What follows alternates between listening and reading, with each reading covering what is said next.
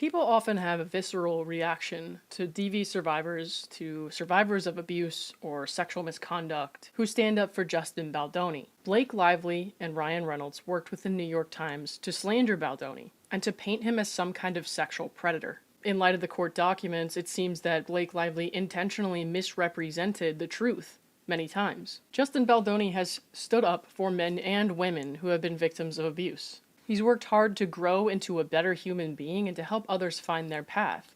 Whatever his faults, harassing Blake Lively does not seem to be one of them.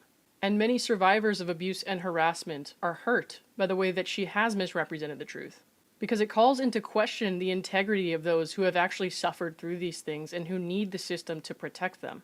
It seeds doubt into the back of others' minds when victims speak up. Having been through abuse and trauma myself, I have no reservations in saying I believe Justin Baldoni and I believe he deserves better. I've been met with responses from many people who called me fat or ugly. They said I have internalized misogyny, not for any specific reason, not because they can point to anything and say this is where he harassed her or this is where this happened, simply because they say it happened, because they read it in the New York Times. I gave the New York Times and Blake Lively the benefit of the doubt. I read through everything that she wrote, in her original complaint and her amended complaint. And if things happened the way they said it happened, then yeah, I would be repulsed by that. But by all accounts in court documents, I can see that they weren't always truthful. And because of that, I'm here to stand up and say I believe Justin Baldoni. I don't care who calls me fat, ugly, misogynist, or whatever else they want to call me to try to discourage me from using my voice as a survivor. I care about speaking up for what's right. And it helps to know I'm not alone.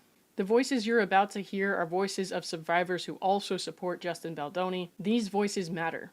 This is just one part of a series I've been working on, so at the end of this video, if you want to hear more, you can check out the whole playlist. Thank you all for sharing with me, for sharing with us. If you want to participate in this project and share your voice with us, just email me at the email address I'll put in the description of this video.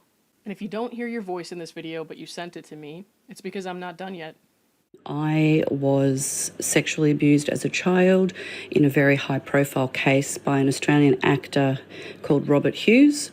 He went to prison and was recently released, and I was one of the hundreds of victims that came forward in that case. Despite that, I support Justin Baldoni because I believe that false accusers are just as big an enemy to victims as the abusers are.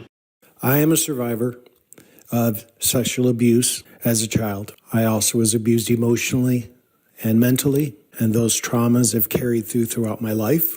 I've done my best to learn to live with them, but it's challenging. And I want to thank Justin Baldoni for his efforts of speaking out for the masses.